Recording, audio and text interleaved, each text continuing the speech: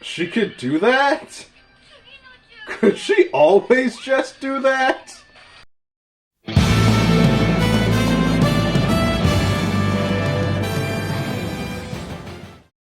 Hello and welcome to KamenRider Blackman, and today we will be continuing on with Hurricanger Month with Ninpuu Sentai Hurricanger 10 years after. There's something that I should have brought up when talking about ABARANGER versus Hurricanger, and that is where it is in canonicity.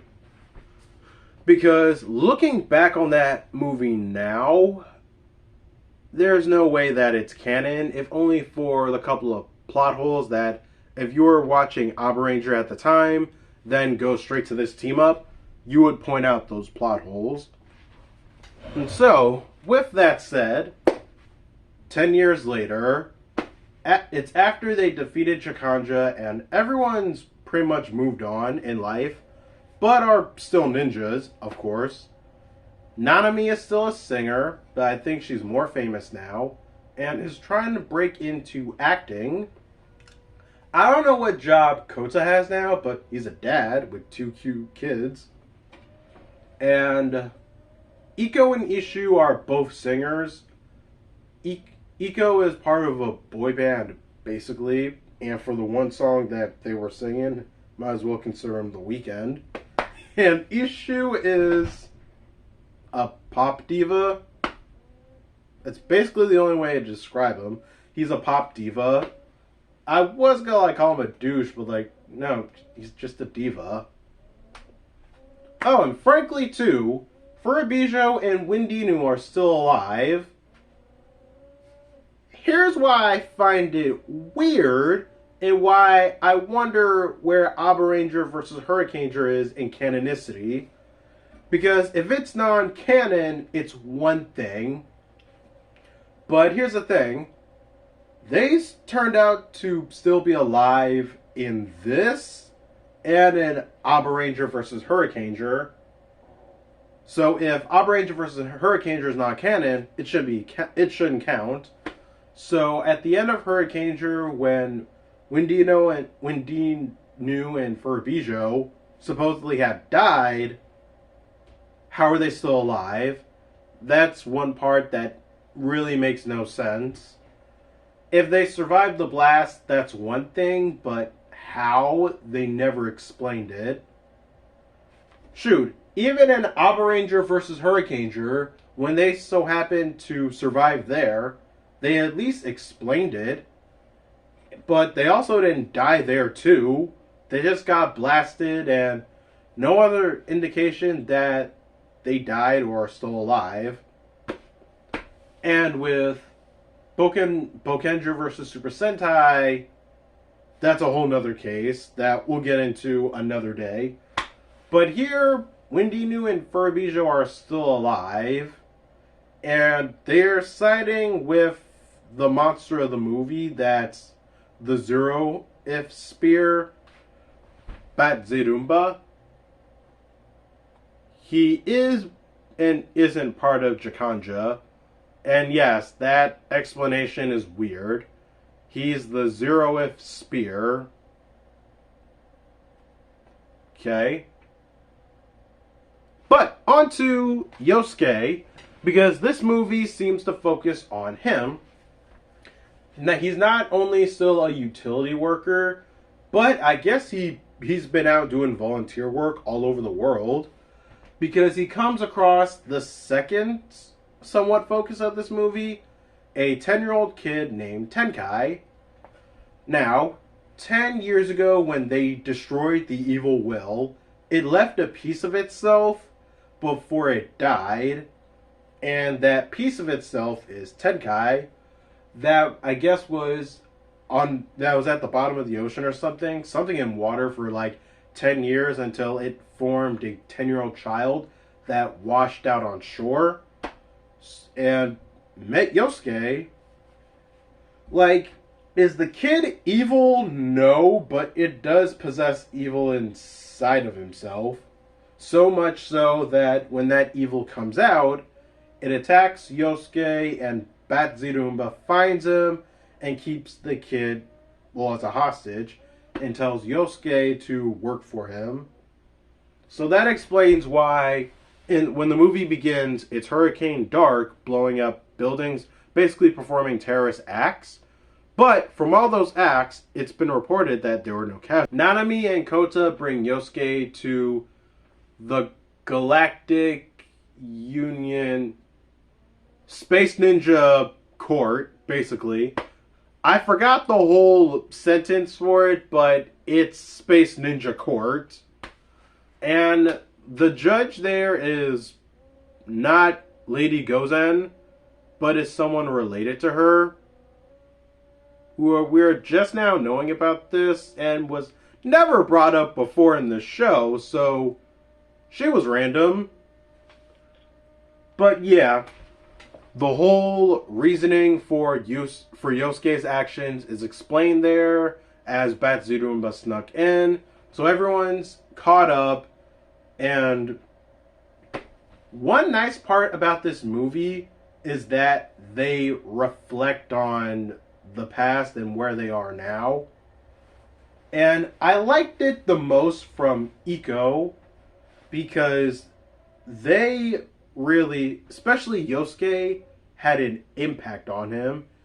They made him a different person, like the man he is now. And he has Yosuke to thank for that. Because before they were so cold, but now, by fighting alongside them, he became more open to like everything and everyone. For as much as I like the scene of them like getting back together and reflecting on the past and now, I will admit one thing I'm not a big fan of is there's like a montage sequence of previous episodes of where they began to, like, the final episode of Hurricanger. I feel like that went on for a bit too long. They could have cut it shorter, not show full lengths of it, to like a second of a time, then a second of a time, and a second at a time. That would have been more fine, because I felt like that was just done to eat up a bit of screen time. And so, all 5 heroes are together as when when Hurricane Dark, like, okay, no. I blanked out for a moment. One thing Yosuke was doing throughout this movie was nabbing everyone's shinobi medals. He only managed to get Iko in issues, but when Batzirumba barged in the middle of the court session, it nabbed Nanami and Kota's too. But Ishu had tracking chips inside their medals, so now they know where to go and save Tenkai. Once they managed to free the kid managed to free himself, resisting the evil. Since he's basically the second coming of the evil will, he manages to break free. And the most shockingest thing ever, well, one of the most shockingest things ever, one, the kid can fight and hold his own. Like, that kid has actual martial arts training. And two, he becomes Hurricanger. This is what I mean. Like, this is what I mean.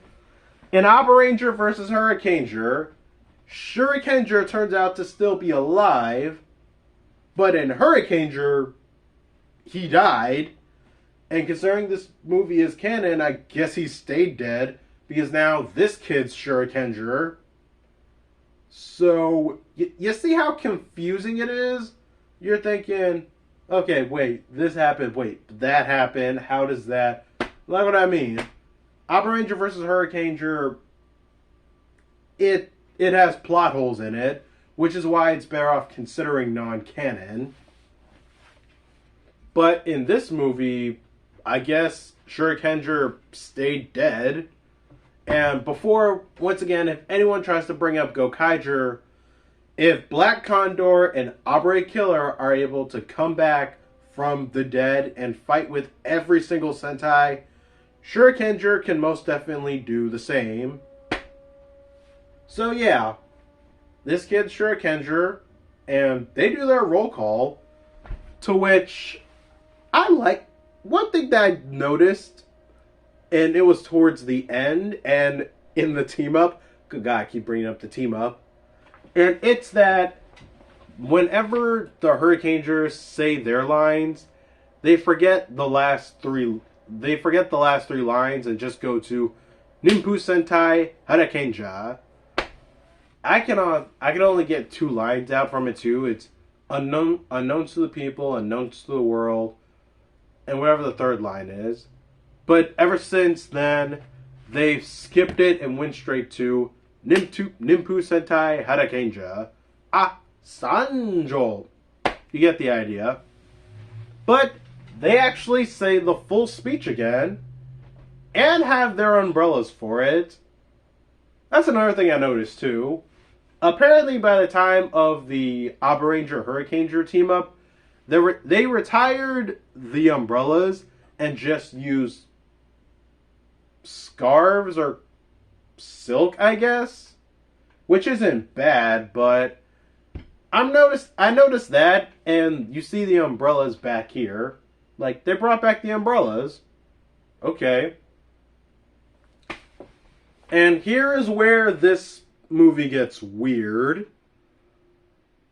It starts off fine with Nanami wearing, like, a kimono and playing a shamisen to wipe out mooks.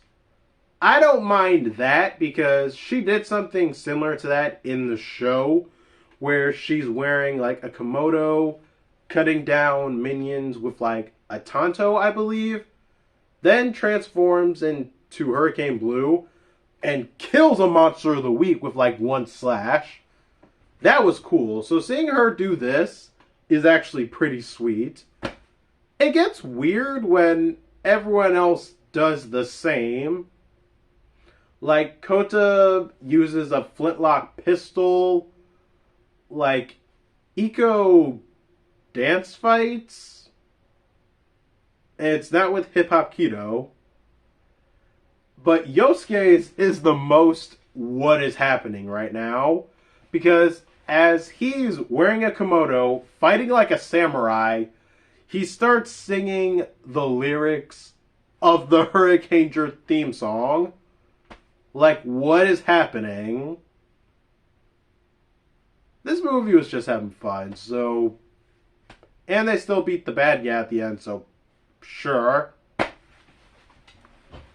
But yeah, they beat the bad guy. A child is now Hurricanger. Sure. And everyone just thinks... We're gonna be doing this to... We're gonna be doing this till the day we die. Like, there's no retiring these characters from being the Hurricangers.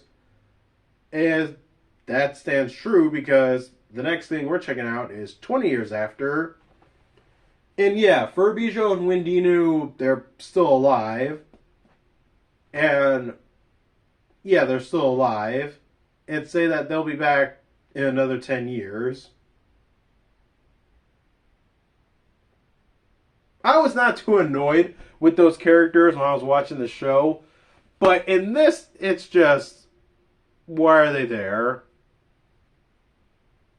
But that is 10 years after. Not bad. If you like the show, you might like this. It's not too weird or too strange. It's nice that Yosuke was the focus in this movie, showing that he hasn't changed, and seeing him be evil was quite a surprise. But it's you knowing more about why that you appreciate it. The inclusion of the kid as Hurricanger is not the worst decision ever, since the kid did turn from a plot point into a Sentai. Not ditching the baseball motif either. Just, I don't know what to say. It was just goofy and silly.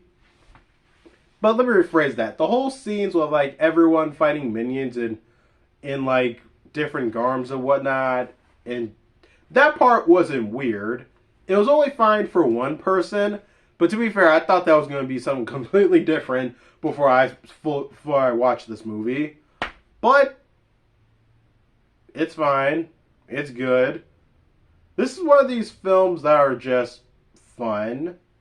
The plot's the plot, but it's fun. And so, with that said, next week, the final week of 2023, we are wrapping up Hurricanger Month with the... Oh, God. Whoa, that was weird for a moment. Next week, we're wrapping up 2023 and Hurricanger Month with the 10 years... the 20 years after movie. I'm gonna go get lunch. I have not eaten all day. So, with that said, thank you guys for watching. Please don't forget to like, subscribe, share this video, tell your friends about KamenRider Blackman, and boy, I got editing to do.